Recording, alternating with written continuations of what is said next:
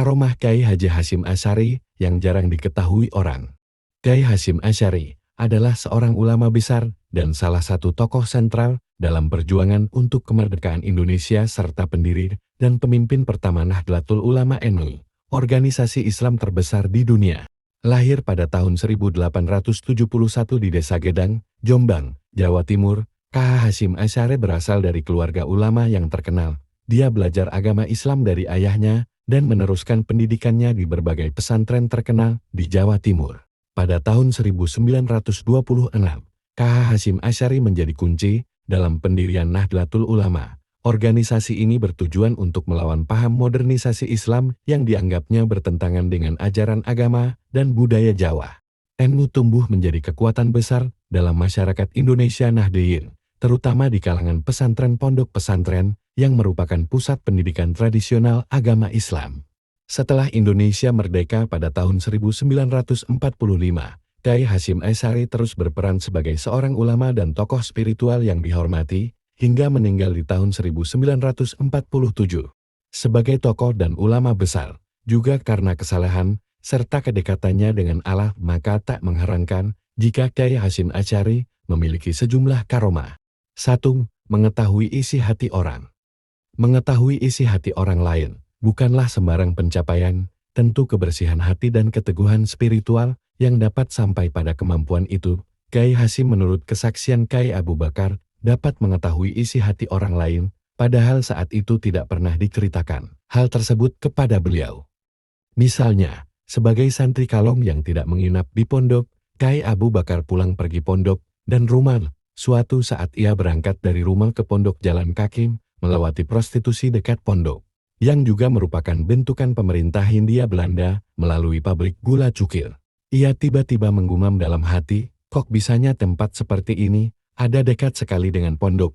Ia melihat perempuan-perempuan di pinggir jalan menjajakan diri, menawarkan diri pada lelaki hidung belang yang mungkin kebetulan lewat dan mau mampir. Saat itu ia juga ditawari. Dalam benaknya, kok bisanya dekat pondok Teboireng, ditempati wanita-wanita seperti ini. Saat itu usianya masih muda, jelas pikiran mudah sekali kemana-mana. Sesampainya di pondok, beliau tetap kepikiran tentang hal itu. Tiba-tiba, pukul 8 WIB selesai mengaji. Kyai Hasyim mengumpulkan santri. Abu Bakar muda ada di antara kumpulan santri itu. Banyak hal yang menjadi topik pengajian kala itu. Namun terakhir, Kyai Hasyim mengatakan perkataan yang cukup mencengangkan dalam benak Abu Bakar remaja. Nene ya lehyo, jeding iku ono ceren. Lek gak ono caran gak duit jeding, artinya begini anak, kamar mandi itu ada saluran pembuangan limbah. Kalau tidak ada tempat pembuangan, bagaimana bisa punya kamar mandi? Mendengar dawuh begitu, Abu Bakar muda ini tersentak seperti didawuhi di depan umum oleh Kyai Hasyim. Padahal santri lain tidak tahu bahwa itu menyindir santri kalong bernama Abu Bakar. Sejak saat itu, Abu Bakar tidak mau berprasangka buruk lagi tentang pondok dan keadaan masyarakat sekitarnya. Pengalaman kedua, masih sama, pembelajaran kelas. Biasanya berakhir menjelang zuhur. Santri Abu Bakar yang merupakan santri kalong biasanya pulang setelah sholat duhur. Terbersit pikirannya untuk tidak ikut sholat jamaah dan hendak langsung lari pulang. Tiba-tiba dijawil oleh Kyai Hasyim. Diminta untuk tidak pulang terlebih dahulu, diminta sholat jamaah di pondok dulu. Job moleh set, jamaah zuhur set, kata beliau. Artinya, jangan pulang dulu, jamaah zuhur dulu. Akhirnya Abu Bakar tadi tidak jadi pulang, ikut sholat berjamaah dengan wiridnya. 2.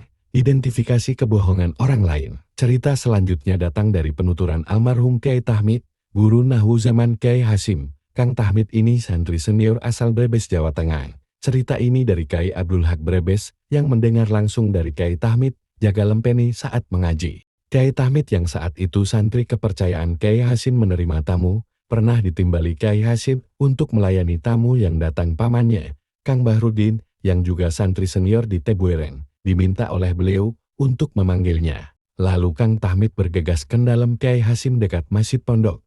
Kang Bahrudin mengingatkan agar Kang Tahmid sholat dulu. Namun, Kyai Tahmid malah menundanya, nanti saja katanya.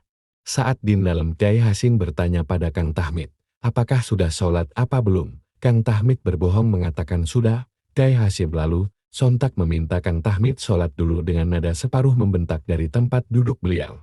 Tahmid, sana sholat dulu. Rahmat kaget bukan kepalang, ternyata gurunya tahu kalau ia belum sholat. Ia gemetar, tak kuasa untuk berubah dari posisi bersimpuhnya. Ia ingin bergerak tapi tak kuasa, alap dan rasanya panas dingin, keringat mengucur begitu derasnya. Kemudian, Kyai Hasim menghampiri Tahmid sambil menepuk-nepuk pundaknya. Sana sholat dulu. Lain kali jangan gugup dan bohong, biar tamu ini aku ladeni sendiri. Dan Tahmid pun merasa badannya kembali enteng. Segera ia menuju ke bilik kamarnya. Tentu saja bukan kebetulan Kyai Hasim menebak-nebak, karena beliau memang dikenal bisa mengidentifikasi kebohongan, entah dari fisik maupun metafisik. Tiga digoyang-goyang, rumah miring bisa tegak lagi. Tiba-tiba Kyai Hasim datang dan bertanya, ada apa? Nak, kok melamun?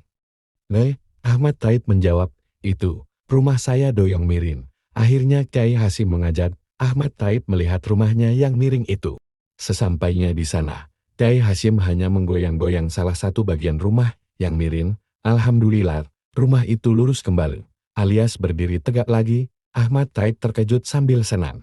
Terkejut, karena seperti ajaib sekali, rumah digoyang-goyang saja, yang asalnya miring menjadi lurus, karena kalau dibenarkan tukang bisa memakan biaya mahal dan tentunya selesai dalam berhari-hari. Di balik semua itu, ia merasa senang dan gembira. Rumahnya bisa berdiri tegak lagi. Kata Mbah Ahmad Taib, begitulah cara beliau menyenangkan santri, kadang tidak terduga. 4. Menyumbat mesin giling pabrik gula cukil. Satu lagi kesaksian Kyai Abu Bakar tentang karomah Kyai Hasim Asy'ari. Santri pernah dibuat heran, takjub, plus nyeri.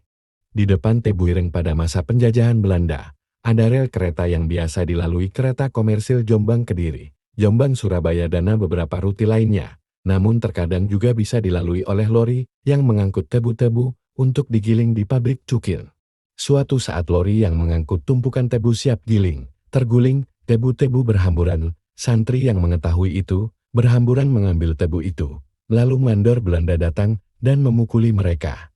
Berita itu sampai di telinga Kyai Hasim dan sang Kyai marah besar. Kyai Hasim mendatangi pabrik tersebut dan menuju mesin penggilingannya. Saat giling memang sangat sibuk sekali pabrik. Pabrik cukir termasuk pabrik yang paling besar di Jawa Timur. Entar, bagaimana Kyai Hasim mengeluarkan kunyahan susu atau kinang dari mulutnya, lalu disumpelkan atau dimasukkan mesin penggilingnya, walau alam, mesin berhenti dan padam. Kyai Hasim membiarkannya sampai 3 hari. Pabrik tidak bisa beroperasi, rugi bandar pabrik ini. Tebu-tebu yang datang mengantri untuk digilin, menjadi karin, teknisi yang ada untuk mampu memperbaikinya. Akhirnya pihak pabrik sowan kepada Kyai Hasim dan meminta maaf. Sejak saat itu, Belanda membiarkan santri mengambil tebu gratis. Terlepas dari semua karomah di atas, Kyai Hasim adalah manusia biasa, bedanya adalah tingkatan kedekatan dengan Allah yang berbeda dengan kita. Jangan lupa like dan subscribe untuk mendukung channel ini.